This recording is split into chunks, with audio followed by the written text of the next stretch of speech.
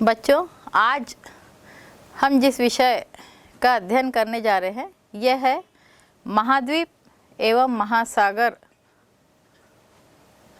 महाद्वीप और महासागर ये शब्द पृथ्वी से संबंधित है। पृथ्वी के ऊपर में दो ही प्रकार की स्थलाकृति पाई जाती है, एक महाद्वीप और दूसरा महासागर। बच्चों, हमने अभी पृथ्वी के आंतरिक संरचना के बारे में जानकारी हासिल की थी, लेकिन अब हमें यह जानना आवश्यक है कि पृथ्वी के बाहर में जो महाद्वीप और महासागर हैं उनका वितरण कैसा है। क्या प्रारंभ से ही महाद्वीप और महासागर जैसे वर्तमान में है वैसे ही रहे हैं, अथवा उनमें समयानुसार परिवर्तन आया है।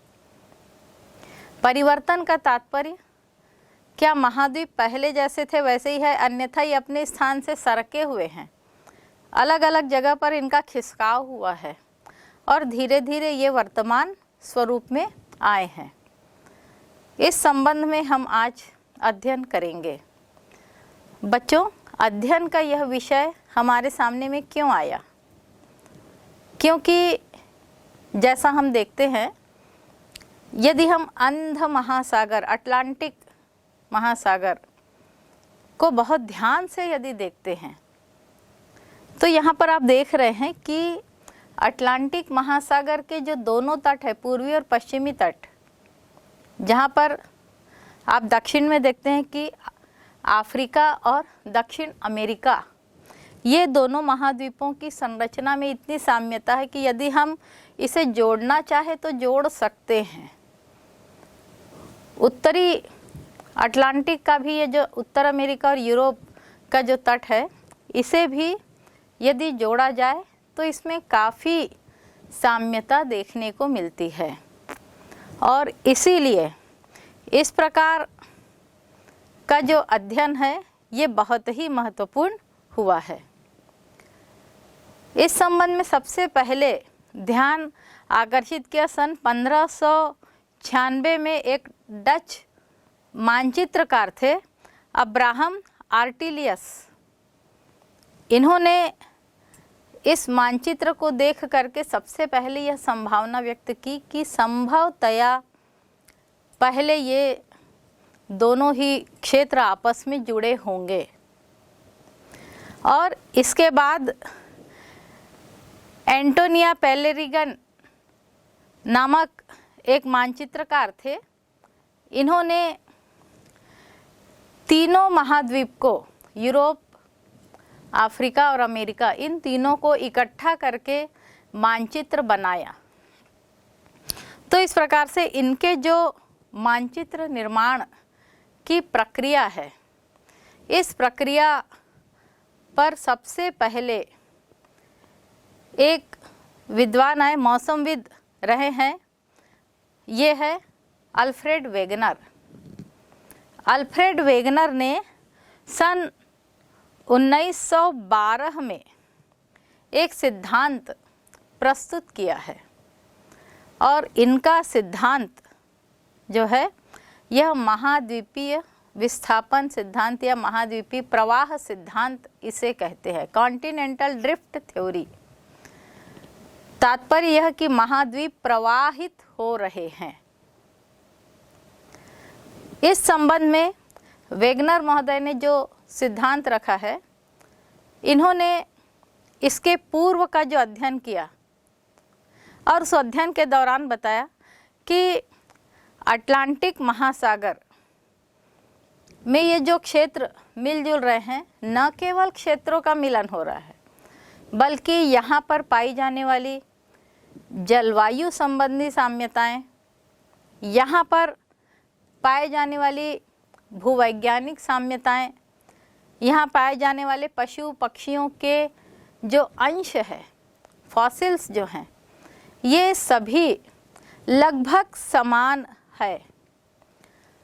और इसी आधार पर वेगनर महोदय ने एक सिद्धांत प्रस्तुत किया और इसे महाद्वीपीय विस्थापन या महाद्वीपीय प्रवाह सिद्धांत के नाम से संबोधित किया है।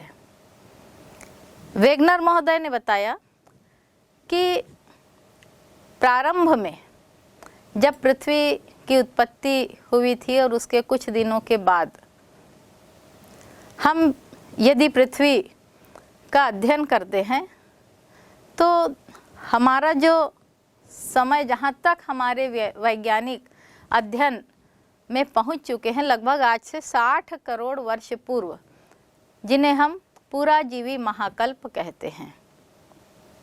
इस समय में पुराजीवी महाकल्प का जो प्रारंभिक समय था, इस समय पृथ्वी के 2 भाग हुआ करते थे। ये भी 2 भाग महाद्वीप और महासागर ही थे, जिसको इन्होंने पेंजिया और पैंथालॉसा के नाम से संबोधित किया है। पेंजिया क्या है? पेंजिया का तात्पर्य यहाँ पर महाद्वीप से है और इन्होंने इसका तात्पर्य संपूर्ण पृथ्वी बताया था। जो धरातलीय क्षेत्र है इसे पेंजिया कहा। दूसरा जो शब्द है पैंथालॉसा, पैंथालॉसा का तात्पर्य है जल ही जल, अर्थात उस समय जो महासागर था यह पैंथालॉसा के नाम से जाना जाता था। संपूर्ण पेंजिया और पैंथालॉसा ये 2 ही, पूरा पेंजिया जुड़ा हुआ था और पैंथालॉसा भी एक ही था। तो यह 2 जो स्वरूप, जो स्थलाकृति है, यह पृथ्वी में प्रारंभ से ही देखी गई है। क्या पेंजिया एक था तो क्या वह टूटा? क्या टूट कर के अलग हुआ? आदि आदि अनेक प्रश्न हमारे सामने में आते हैं और इन प्रश्नों के समाधान के लिए वेगनर महोदय का यह जो सिद्धांत है, यह सिद्धांत बहुत महत्वपूर्ण है। वेगनर महोदय के इस सिद्धांत में उन्होंने अपने सिद्धांत को मान्यता देने के लिए, उसको प्रमाणित करने के लिए बहुत से एविडेंस, बहुत से प्रमाण प्रस्तुत किए हैं। इनके जो विभिन्न प्रमाण हैं, इन प्रमाणों में सबसे पहले, जैसे अभी मैंने बताया कि तटरेखा में साम्यताएं हैं।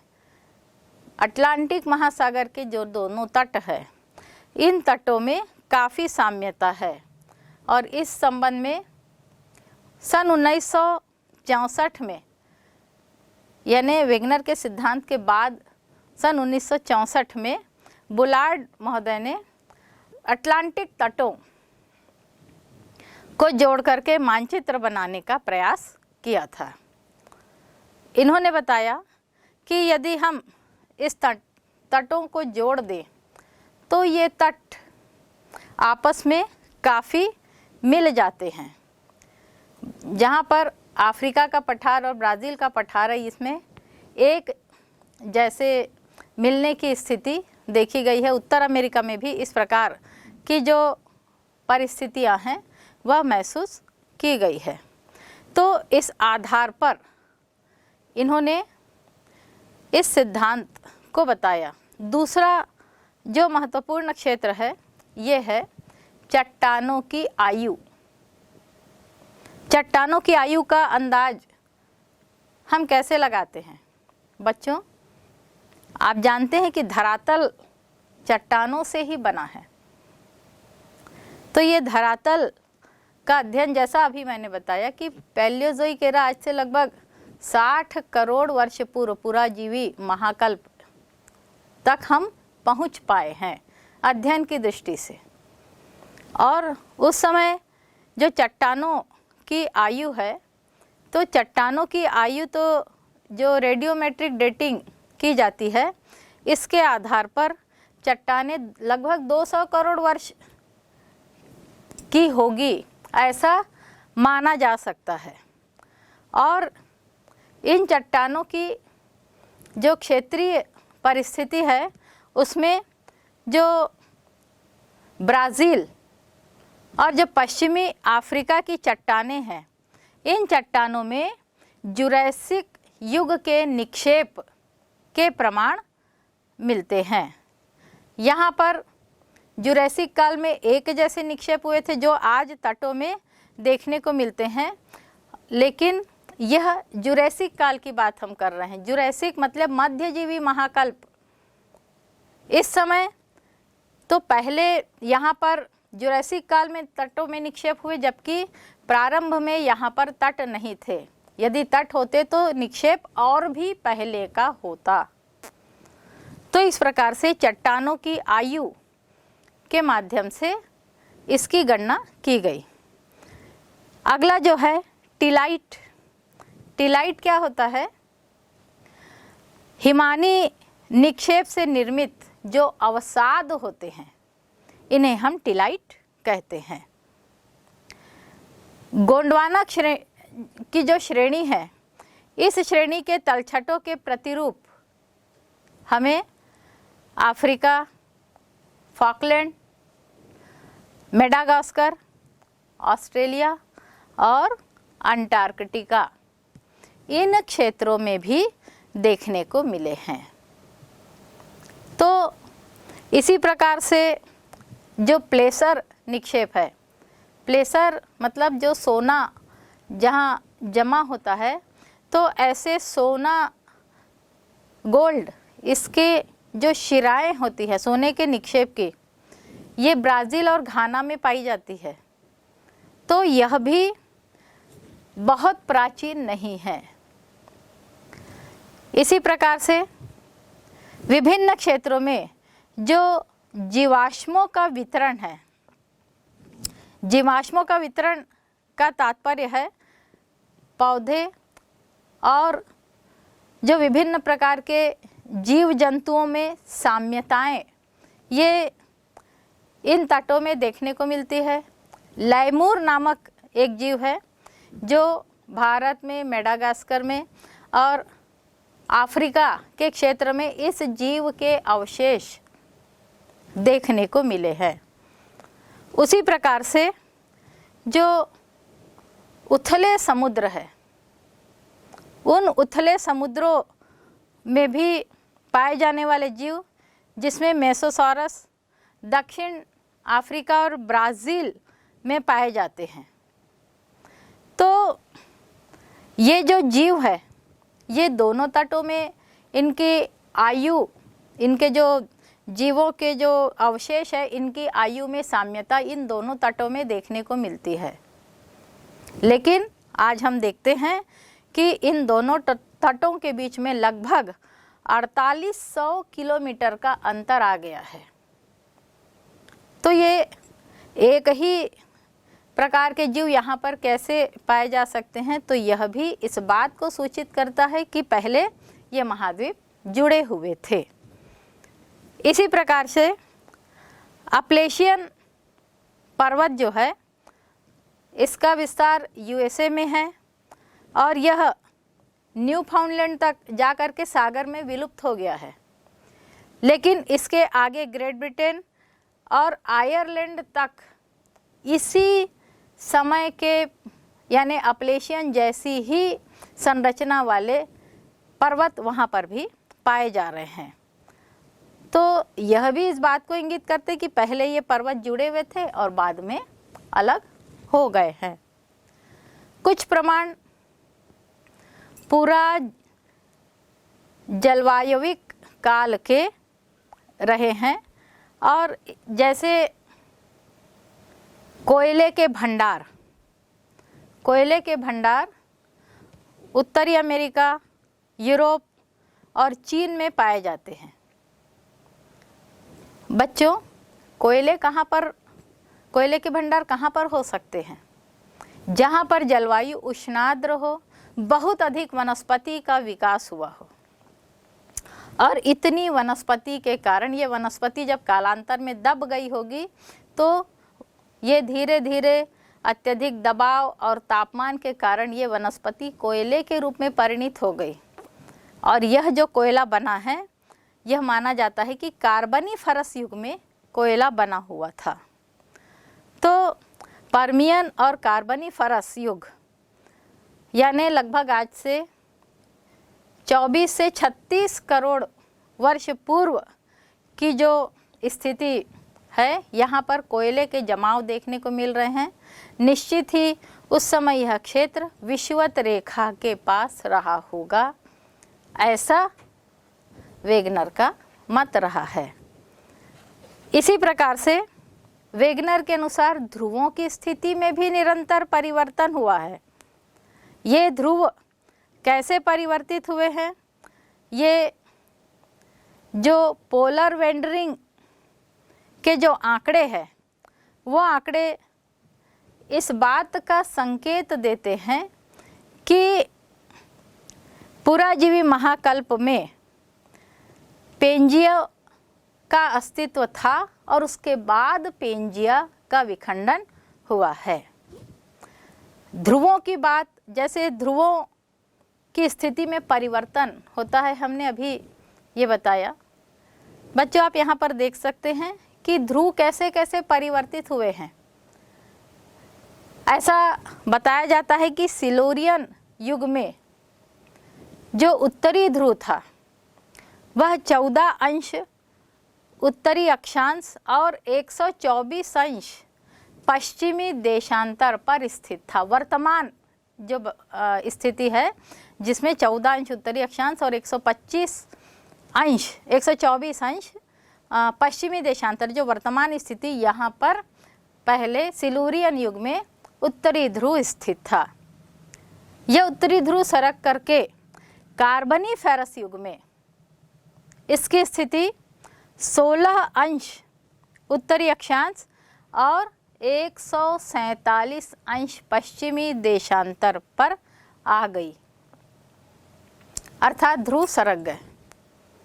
इसी प्रकार से ट्रियासिक से टर्शरी युग में आते आते ध्रुव जो है ये लगभग 51 अंश उत्तरी अक्षांश और 153 अंश पश्चिमी देशांतर पर स्थित था।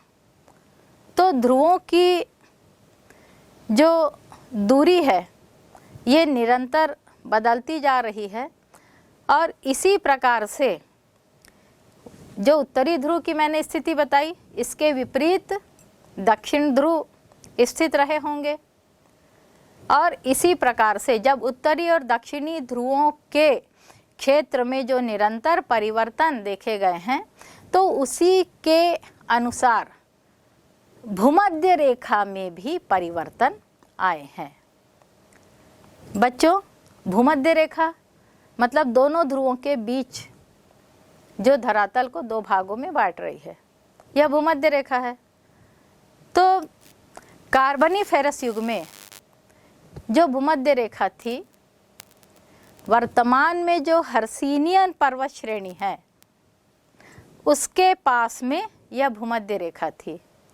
अर्थात ये जो भूमध्य रेखा है लारेशिया के क्षेत्र में, यूरोप और उत्तर अमेरिका का जो क्षेत्र है, एशिया का जो क्षेत्र है, इस क्षेत्र से होकर के भूमध्य रेखा जा रही थी और वहाँ पर उस समय उष्णकटिबंधीय जलवायु थी।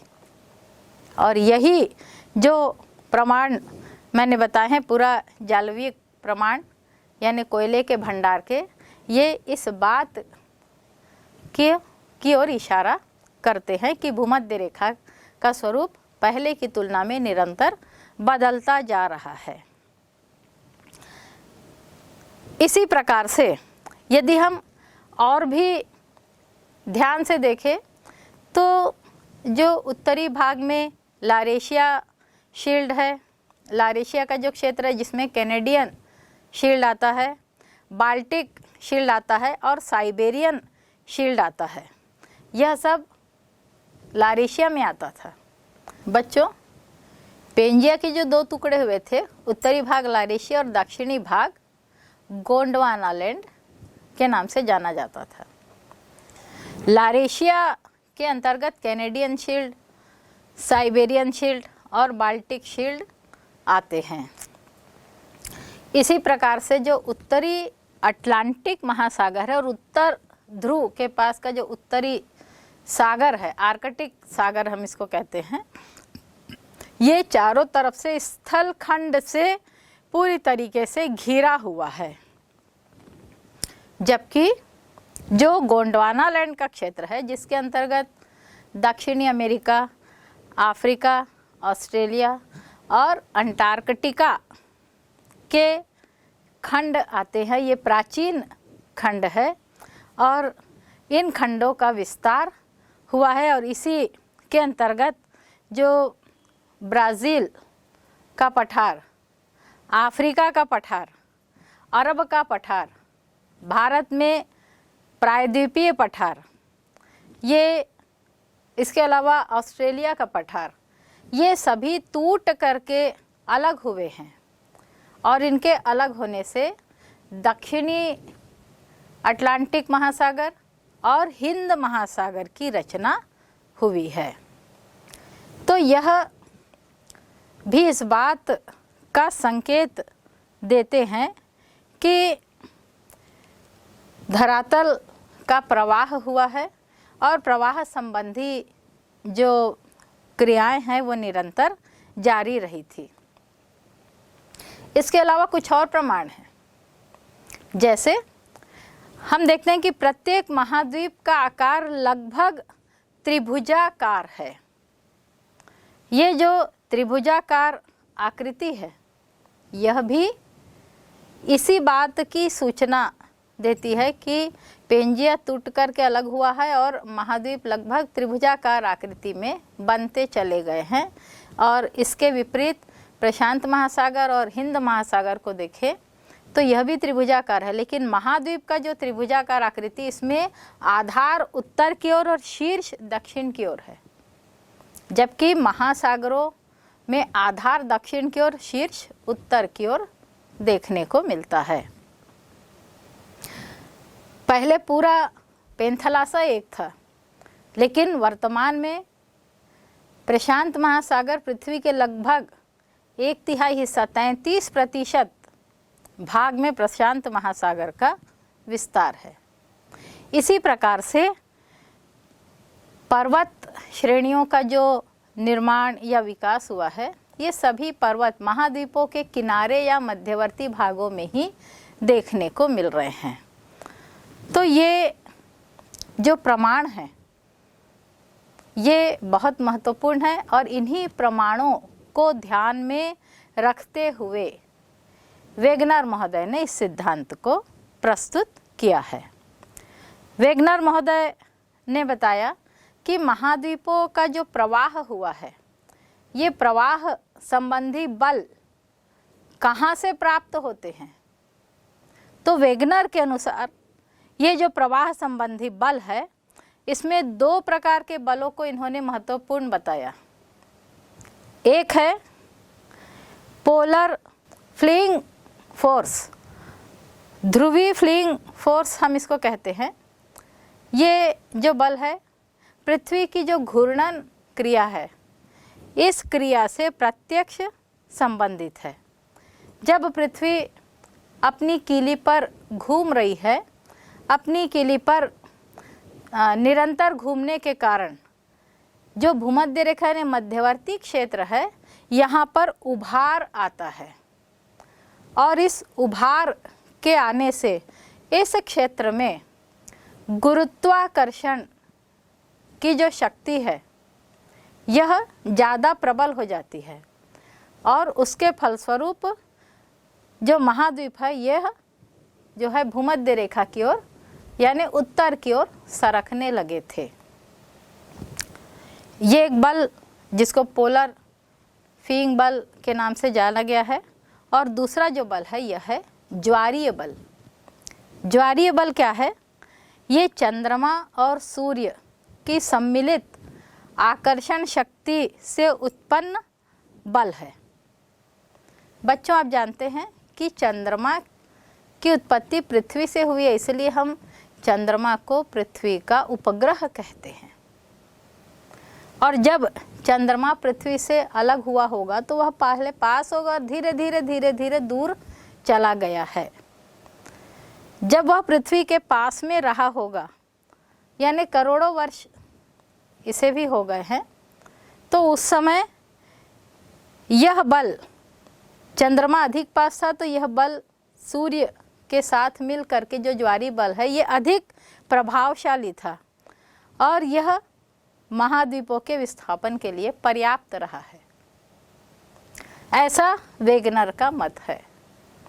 लेकिन वर्तमान वैज्ञानिक इन दोनों ही बलों को अपर्याप्त मानते हैं महाद्वीपों के प्रवाह के लिए। इसके बाद सन 1930 में एक भौतिकविद रहे हैं, भौतिक शास्त्र के ज्ञाता आर्थर होम्स। इन्होंने एक सिद्धांत प्रस्तुत किया और इनका सिद्धांत कहलाता है संवहन तरंग का सिद्धांत। संवहन तरंगे क्या होती है? धरातल के नीचे अत्यधिक ताप है और अत्यधिक दबाव है। अत्यधिक दबाव के कारण और ताप में भिन्नता है, कुछ नीचे में तापमान कम है और जैसे जैसे हम गहराई की ओर जाते हैं तापमान बढ़ता जाता है। हमने पृथ्वी की आंतरिक संरचना में इसका अध्ययन किया हुआ है। इस क्षेत्र में रेडियो सक्रिय पदार्थों की भी अधिकता है और रेडियो सक्रिय पदार्थों के प्रभाव के कारण भीतर में दबाव अधिक है। अधिक दबाव से चट्टानों में टूट-फूट हो रही है और उसके फलस्वरूप रेडियो सक्रिय पदार्थ जो है वो निरंतर विकसित होते रहते हैं। और जब ये पदार्थ निरंतर विकसित होते हैं तो ये पदार्थ जो है नीचे में एक ऐसा क्षेत्र है, अत्यधिक ताप और दाब के कारण 100 किलोमीटर की गहराई पर एक ऐसा क्षेत्र है जिसको दुर्बलता मंडल कहा गया है, एस्थेनोस्फीयर। यहाँ पर चट्टान अत्यधिक गर्मी के कारण लगभग तरल अवस्था में, गलनांक की स्थिति में आ गई है और तरल अवस्था में आ गई है। ये जो रेडियो सक्रिय पदार्थ है, ये पदार्थों के माध्यम से ये जो तरल चट्टान का जो तरल पदार्थ है ये निरंतर गतिशील है। ये जो निरंतर गति कर रहा है ये केवल उस क्षेत्र में नहीं बल्कि ऊपर में जहाँ जहाँ पर ये तरंगे प्रवाहित होती है उस क्षेत्र में ये तरंगे भीतर में गतिशील है और इन तरंगों के प्रवाह से महाद्वीप जो है यह भी विभिन्न दिशाओं की ओर प्रवाहित हुए हैं, ऐसा आर्थर होम्स ने बताया है। तो आर्थर होम्स की संवहनिक तरंगों का सिद्धांत जो है इसके अनुसार महाद्वीपों में प्रवाह होता है, यह निश्चित किया जा सकता है। इसके बाद कुछ और प्रमाण, कुछ और बातें हमारे सामने में आती है, जैसे महासागरीय जो अधः स्थल है, ओशन फ्लोर हम इसको कहते हैं, ये महासागरीय अधः स्थल महाद्वीप और महासागर जहाँ से प्रारंभ होता है। तो महासागरीय जो चट्टानें हैं ये चट्टानें बिल्कुल नई हैं, ये चट्टानें धरातल की चट्टानों से भिन्न हैं। महासागरीय चट्टान में कटक जो पाए जा रहे हैं, कटक के दोनों ओर के जो ढाल है इसमें चट्टानों की आयु में साम्यता देखने को मिलती है। महासागर में पाई जाने वाली चट्टानें जो है यह नवीन है, इनकी रचना नवीन बताई गई है और इसमें काफ़ी साम्यता देखने को मिलती है। महासागर का जो अधः स्थल की बनावट है, इन बनावटों में महाद्वीपीय सीमा, इसके अलावा गहरे महासागरीय बेसिन और मध्य महासागरीय कटकों को सम्मिलित किया गया है। महाद्वीपीय सीमा क्या है? किनारे और बेसिन के बीच में जो महाद्वीपीय किनारे है और गहरी महासागरीय बेसिन है, इसके बीच में महाद्वीपीय मग्न तट, महासागरीय मग्न ढाल, कहीं कहीं पर उभार और कहीं पर गहरी खाइयाँ जो आती है, इसको सम्मिलित किया गया है।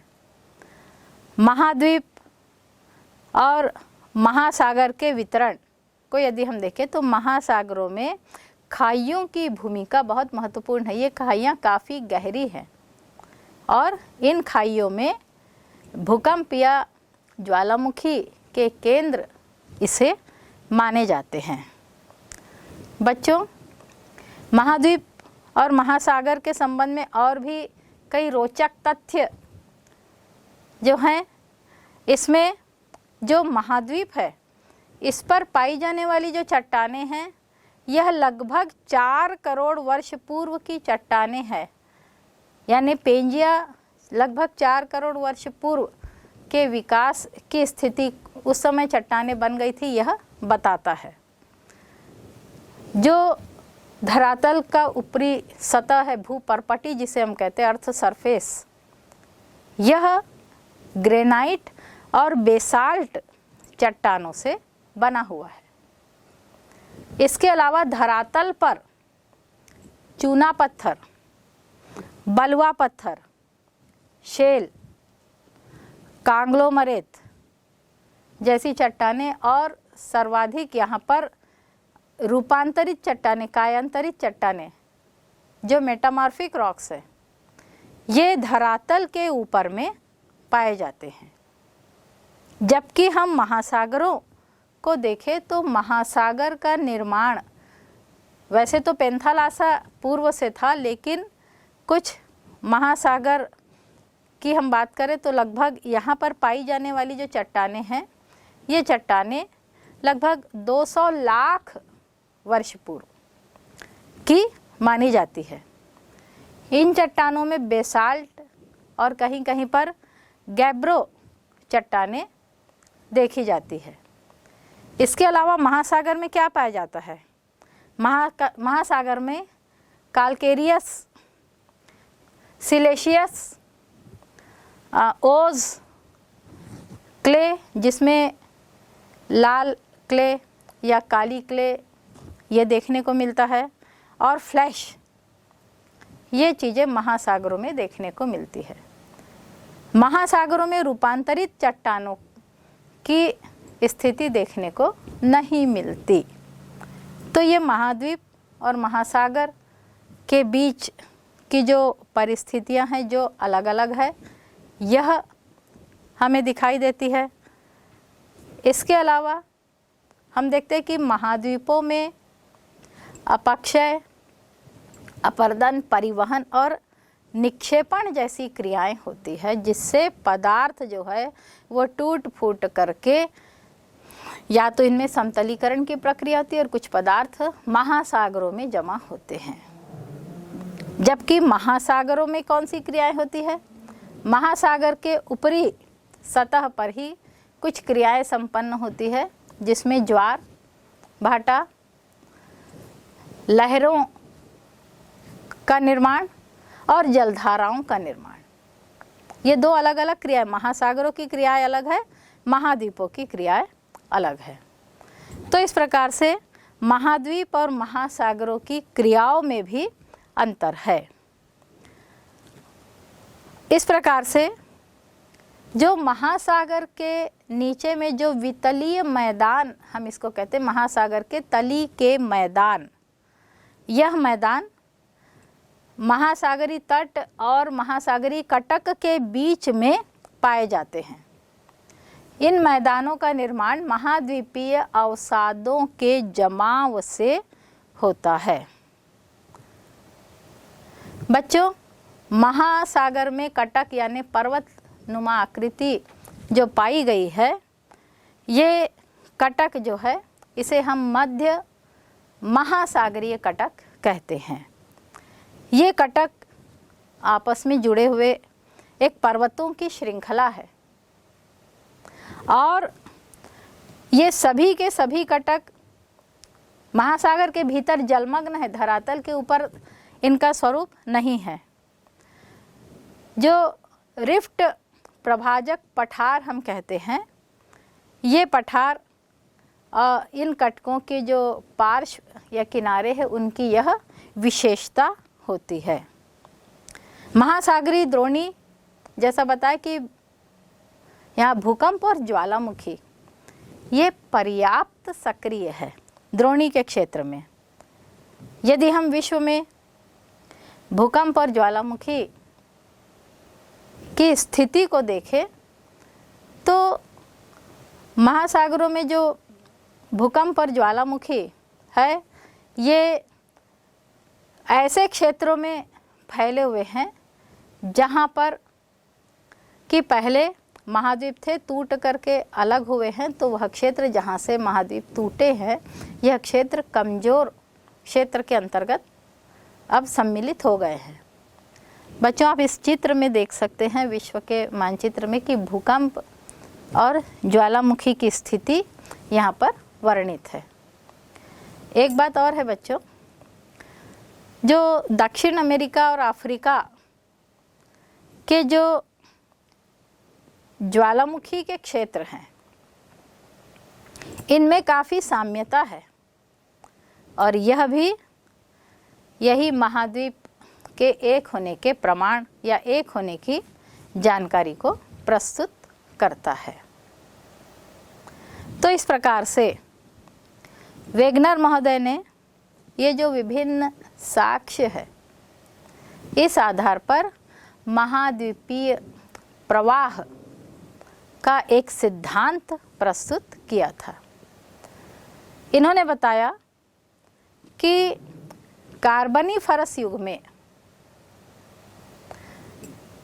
जो पेंजिया था वह कार्बनीफेरस के पहले पेंजिया पूरा इकट्ठा था, लेकिन कार्बनीफेरस युग में पेंजिया का विखंडन हुआ है और यह विखंडन पहले 2 भागों में हुआ था। जैसा आपको बताया कि उत्तरी भाग लारेशिया कहलाया और दक्षिणी भाग गोंडवाना लैंड कहलाया। लारेशिया और गोंडवाना के बीच में पानी समा गया और इसे टैथिस सागर के रूप में जाना गया। लगभग जो लारेशिया और गोंडवाना लैंड था इसके धीरे धीरे और भी टुकड़े होते चले गए। इनके टुकड़ों में विभाजित होने और टुकड़ों के प्रवाह विभिन्न दिशाओं में जो प्रवाह हुए हैं इसमें लगभग 50 लाख वर्ष लग गए और यह जो प्रवाह हुआ है यह बहुत धीमी गति से हो रहा था। इनकी जो गति थी यह लगभग 10 सेंटीमीटर प्रति वर्ष की गति से ये टुकड़े विभिन्न दिशाओं में प्रवाहित हो रहे थे। विभिन्न दिशाओं में वेगनर महोदय ने तो बहुत स्पष्ट किया कि ये जो प्रवाह था यह उत्तर की ओर यानी भूमध्य रेखा की ओर था, जो प्लवनशीलता बल या घूर्णन बल का प्रभाव है, और दूसरा जो प्रवाह था ये पश्चिम की ओर हो रहा था, जो आकर्षण शक्ति जो सूर्य और चंद्रमा की है जिससे ज्वारीय बल उत्पन्न होते हैं उसके प्रभाव से पश्चिम की ओर कुछ प्रवाह हो रहा था। जुरैसिक काल में इसी प्रवाह के दौरान अंध महासागर का निर्माण होता है और इसी काल में जुरैसिक काल के ही पीरियड में अंटार्कटिका महाद्वीप, अफ्रीका महाद्वीप, दक्षिणी अमेरिका महाद्वीप जो वर्तमान में है, भारत प्रायद्वीप और ऑस्ट्रेलिया, इनके प्रवाह से हिंद महासागर का निर्माण होता है। लगभग जैसा मैंने बताया कि कार्बनीफेरस में विखंडन हुआ और लगभग 50 लाख वर्ष इसमें विखंडित होने में लगे थे, कई टुकड़े बटे और धीरे धीरे ये सरकने लगे थे।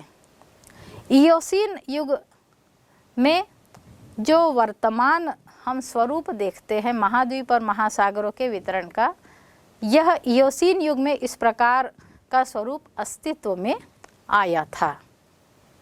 और इस प्रकार से इन्होंने महाद्वीप के प्रवाह की बातों का उल्लेख किया है।